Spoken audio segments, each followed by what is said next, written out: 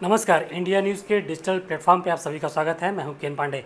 आज हम बात करने वाले हैं डेंगू बीमारी के बारे में और उसके लिए अब भारत ने जो है स्वदेशी एक तरीके से वैक्सीन बना ली है। एंटी डेंगू वैक्सीन का निर्माण कर लिया है और ये जो वैक्सीन बनाई गई है वो जापान की टकेडो फार्मास्यूटिकल कंपनी के सहयोग से बनाई जा रही है। तो इसका जो है परीक्षण चल रहा है। मैं आपको बताना चाहूँगा कि बरसात का सीज़न जैसे समाप्त होता है और दिवाली के पहले तक का जो समय होता है, इस दौरान भारत में जो है डेंगू का एक तरीके से प्रकोप बढ़ जाता है।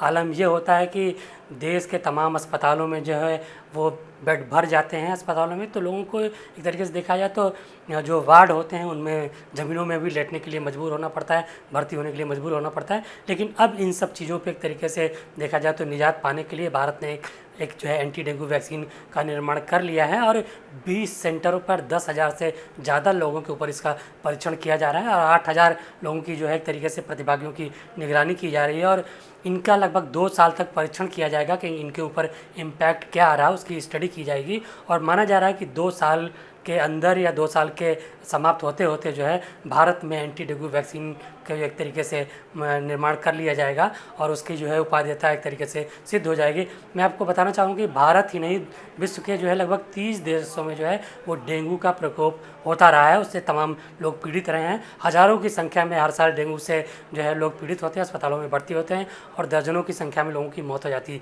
तो ये बहुत बड़ी समस्या थी जिसको लेकर के भारत सरकार काफ़ी गंभीर थी और उसी परिप्रेक्ष्य में देखा जा रहा है कि एंटी डेंगू वैक्सीन जो है उसका निर्माण कर लिया गया और सेकेंड जो है एक तरीके से जो फेज़ है उसका परीक्षण कर लिया गया। तीसरे चरण में जो है परीक्षण किया जा रहा है, उसके बाद क्लिनिकल ट्रायल हो रहा है और क्लिनिकल ट्रायल का जब रिजल्ट आ जाएगा तो ये जो एंटी डेंगू वैक्सीन है इसको आम लोगों के लिए जो है जारी कर दिया जाएगा। तो कुल मिलाकर के अभी कुछ दिनों का इंतजार है। तो माना जा रहा है कि 2 साल के भीतर इस प्रक्रिया को पूरा कर लिया जाएगा और डेंगू का परीक्षण सफल होने के बाद एंटी डेंगू वैक्सीन जो होगी उसको जो है भारत में लॉन्च कर दिया जाएगा और जो इस गंभीर बीमारी से लोग पीड़ित होते थे उनसे उसको निजात दिलाई जाएगी।